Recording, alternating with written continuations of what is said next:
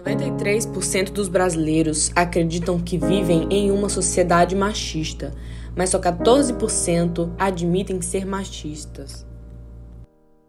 Já pararam para pensar no impacto que o machismo tem no psicológico das mulheres? Até onde a brincadeira nos afeta? Será que realmente estamos seguras? Diga não à naturalização do machismo na sociedade. Eu e minhas duas amigas, a gente foi no banheiro e aí tocou pra gente poder voltar pra sala.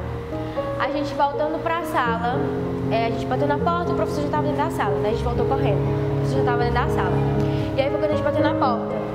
Nisso a gente bateu na porta pra ele abrir, a gente tava cansado, porque a gente veio correndo.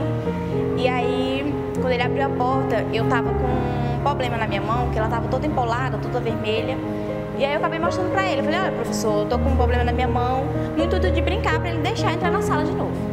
E aí a gente tava cansada e ele soltou a seguinte frase pra gente. Ele disse, isso tá estranho, vocês três no banheiro, todas cansadas, ela com a mão vermelha. Em relação a isso que aconteceu, a gente ficou muito desconfortável, pensando nisso o dia inteiro.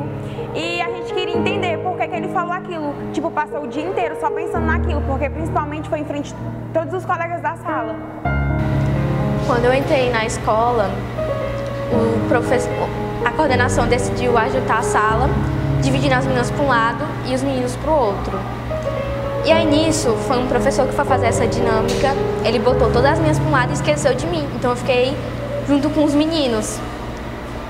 Dado a isso, eu me aproximei mais dos meninos e as meninas ficaram com muita raiva de mim.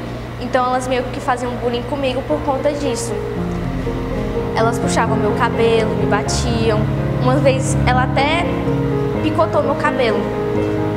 Elas diziam coisas horríveis pra mim, me chamavam de vadia, de prostituta, diziam que eu sentava lá dos meninos pra chamar a atenção deles.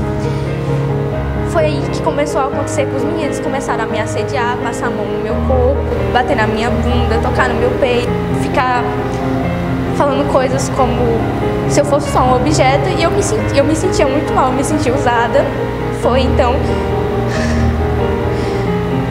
eu comecei a automutilação, me senti mal, eu tive que ir para psicólogo, foi horrível. E é uma sensação muito ruim, porque além de eu me sentir usada pelos meninos, eu me sentia um objeto para as meninas machucarem e se divertirem em cima de mim. Era horrível. Teve um dia que eu vim para a escola com minha irmã. Na hora da saída, um garoto pegou e assoviou para mim. Aí, no outro dia, eu contei pro meu namorado e ele foi tirar satisfação com o garoto que tinha me assediado. E ele pegou e acabou falando que era mentira, que isso não foi verdade. Aí ele colocou muita pressão e o garoto que assediou acabou falando que foi verdade. Ele tinha feito isso e que não iria acontecer mais. E, querendo ou não, me senti muito culpada, sendo que eu não tinha culpa de nada, porque as pessoas também ficou na minha cabeça, tu fez isso para chamar atenção, porque tu quer crescer em cima das pessoas. E eu fiquei muito chateada e cheguei em casa também, eu chorei por conta disso. Isso aconteceu na sala de aula. A gente estava no horário desse professor e ele tinha uma tomada e estava com o carregador dele.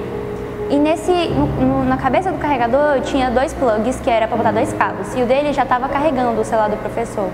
Aí ele deixa a gente colocar livremente o nosso celular para carregar. Então foi quando eu pedi para ele se eu podia usar, se ele tinha como ele colocar ali para o meu celular para carregar também. E ele soltou a seguinte frase: não tenho certeza, tu quer que eu bote aqui na frente de todo mundo? Quando eu ouvi aquela frase eu fiquei sem reação.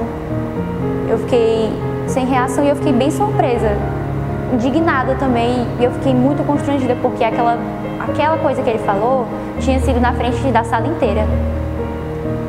E isso me impactou tanto de uma certa forma porque eu fiquei martelando aquilo na minha cabeça por vários dias, porque esse professor, ele tem a fama de ser brincalhão dentro da sala de aula.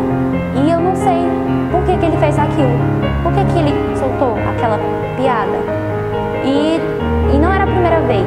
Eu já tinha ouvido ele falar outras piadas, tipo, com duplo sentido, porque a piada que ele fez pra mim falando dessa piada, não essa, mas outras piadas para outras pessoas da sala, outras meninas. E eu lembro que eu fiquei pensando por bastante tempo sobre isso, porque ele, para ver se eu era errada da história, porque ele tem a fama de ser um professor brincalhão, então eu acho que aquilo foi uma oportunidade, porque como o pessoal não tinha levado a sério, porque como ele era um professor que era conhecido por fazer brincadeira e esse tipo de coisa, eu acho que ele meio que aproveitou isso e fez aquelas piadas sobre mim. Então, como ele já tinha essa fama, ninguém levou a sério, e algumas pessoas, eu contei isso para algumas pessoas e elas simplesmente chegaram em mim dizendo que eu queria chamar atenção e simplesmente disseram que era uma brincadeira dele, que era normal.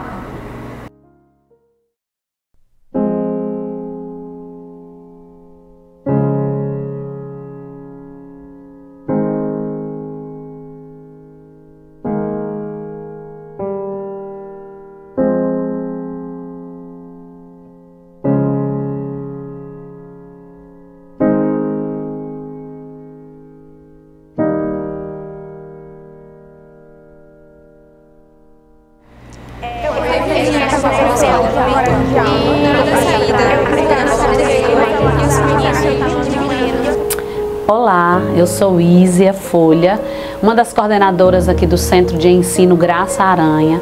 Fora daqui sou também terapeuta e psicanalista, e tem chegado às minhas mãos muitas meninas cheias de dores, de traumas, sem perspectiva de futuro, com dificuldade nos relacionamentos, porque passaram por algum tipo de abuso, algum tipo de aliciamento. Independente do que se pense que possa ter sido algo menor ou um ato concretizado, não se deve pensar que a dor foi diminuída, porque as percepções de cada um é que vai, na verdade, mostrar o grau de trauma que ocorreu. A percepção de cada indivíduo é que vai mostrar como aquilo repercute no corpo, nas emoções, e esse tipo de situação pode atrapalhar na vida relacional futura, pode trazer consequências para um relacionamento amoroso, trazer consequências físicas. É difícil confiar quando muitas vezes os aliciamentos partem de pessoas nas quais se dedicava confiança, nas quais se esperava, das quais se esperava proteção. E então se sentem invadidas, se sentem desvalorizadas. Muitas vezes elas são vítimas, mas o agressor quer fazer delas culpadas. Os agressores geralmente querem manter uma mordaça emocional. E é importante que elas tenham coragem de falar, para que elas não sejam paralisadas nas diversas áreas de suas vidas.